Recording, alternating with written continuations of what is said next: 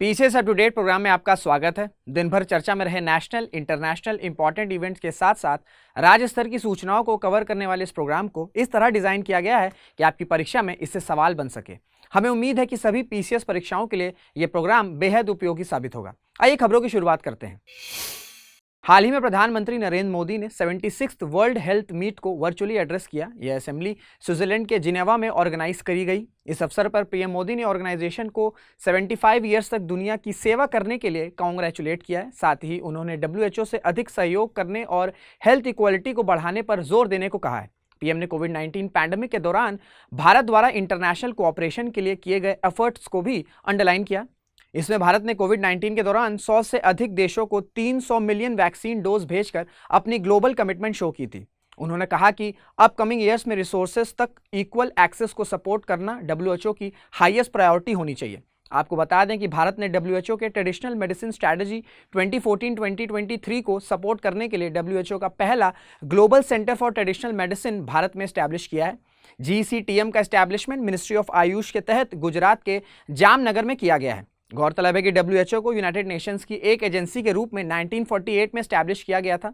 यह वर्ल्ड में हेल्थ को प्रमोट करने, दुनिया को सुरक्षित रखने और कमजोर लोगों की सेवा करने के लिए नेशंस, पार्टनर्स और पीपल को कनेक्ट करता है। हाल ही में एक रिसर्च से पता चला है कि कैल्शियम 41 का यूज कार्बन 14 की तरह ही कार्बन डेटिंग में किया जा सकता है। गौरतलब है कि कार्बन 14 की हाफ लाइफ 5700 ईयर होने के कारण 50,000 वर्ष से अधिक पुरानी ऑब्जेक्ट्स की एज का डिटर्मिनेशन नहीं कर सकती है। इसी के सोल्यूशन के रूप में कैल्शियम 41 को देखा जा रहा है, क्योंकि कैल्शियम 41 की हाफ लाइफ 99,400 ईयर्स है, जो इसे लाखों साल के ऑब्जेक्ट्स की एज डिटरमाइन करने में कैपेबल बनाती है। आपको बताते चले कि रेडियो एक्टिव डेटिंग एक मेथड है। इस मेथड में रेडियो एक्टिव आइसोटोप्स का यूज करके रॉक्स, मिनरल्स और फॉसिल्स की एज डिटरमाइन की जाती है। यह इस प्रिंसिपल पर काम करता है कि कुछ एलिमेंट्स के आइसोटोप्स अनस्टेबल होते हैं। ये आइसोटोप्स समय के साथ अधिक स्टेबल फॉर्म्स में स्पॉन्टेनियसली डीके हो जाते हैं। इन आइसोटोप्स के डीके होने का रेट किसी दूसरे आइसोटोप्स की हाफ लाइफ द्वारा मेजर किया जाता है, जिससे पर्टिकुलर एलिमेंट की लाइफ को एक्सपेक्ट किया जाता है। डिफरेंट आइसोटोप्स की हाफ लाइफ डिफरेंट होती है, जो उन्हें डिफरेंट टाइम फ्रेम्स की डेटिंग के लिए यूजफुल बनाता है। उदाहरण के लिए कार्बन 14 से लगभग 50,000 वर्ष पुरानी बायोलॉजिकल मटेरियल की डेटिंग इफेक्टिवली की जा सकती है।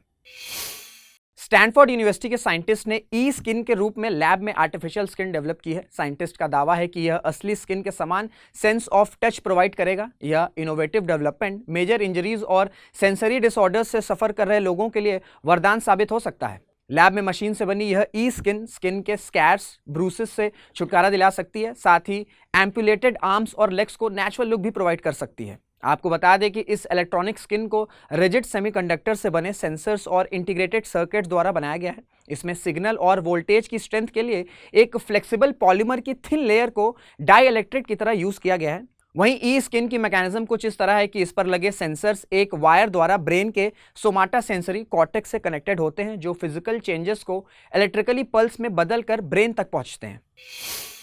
प्रधानमंत्री नरेंद्र मोदी ने 22 मई को पापुआ न्यू गिनी में हो रहे FIPIC के दौरान थिरुकुरल बुक का टोक पिसिन लैंग्वेज में ट्रांसलेशन जारी किया। आपको बता दें कि Thirukkural ethics, political, economic matters और लव पर कपलेट्स का कलेक्शन है। इसे कुराल भी कहा जाता है। इसकी रचना कवि थिरुवल्लुवर द्वारा की गई है। कुराल की रचना 2nd सेंचुरी BC और 5th सेंचुरी CE के बीच में की गई थी।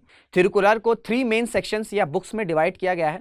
आराम, जिसका मतलब है वर्च्यू, पोरुल, जिसका मतलब है वेल्थ, और इनबम, जिसका मतलब लव है।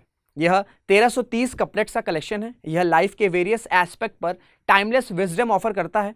इसमें रिलीजियस लाइफ जीने और सभी सर्कमस्टांसेस में मॉरल वैल्यूज बनाए रखने पर जोर दिया गया है। तमिल कल्चर और लाइफ पर इस लिटरेचर का एक्सट्रीम इफेक्ट रहा है।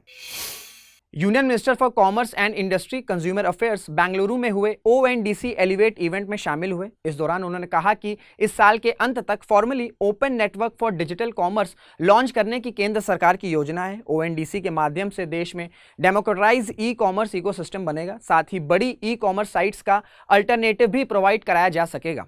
दरअसल ONDC के थ्रू सरकार ई कॉमर्स मार्केट को प्लेटफॉर्म सेंट्रिक मॉडल से ओपन नेटवर्क मॉडल में बदलना चाहती है। सरकार ONDC को UPI मॉडल की तरह डेवलप करना चाहती है। जिससे बायर्स और सेलर्स अपने रजिस्टर्ड प्लेटफॉर्म पर ध्यान दिए बिना ई कॉमर्स मार्केट में ट्रांजैक्शंस कर सकें। उदाहरण के लिए ONDC के तहत अमेजॉन पर रजिस्टर्ड एक बायर फ्लिपकार्ट पर रजिस्टर्ड सेलर से सीधे सामान खरीद सकता है। ONDC का पायलट वर्जन लास्ट ईयर कुछ मेजर सिटीज में लॉन्च किया गया था। प्रेजेंट में हजारों वेंडर्स अब तक इस प्लेटफॉर्म पर शामिल हो चुके हैं। सेंट्रल गवर्नमेंट ने ई कॉमर्स कंपनी से ONDC प्लेटफॉर्म में शामिल होने को कहा है, लेकिन अमेजॉन और फ्लिपकार्ट ने अभी तक ONDC नेटवर्क पर अपने मेन शॉपिंग प्लेटफॉर्म को शामिल नहीं किया है। आज के सेशन में इतना ही। आपको हमारा प्रोग्राम कैसा लगता है, आप अपनी राय कमेंट्स में बता सकते हैं। This is Rishabh Singh signing off. जय हिंद, जय भारत।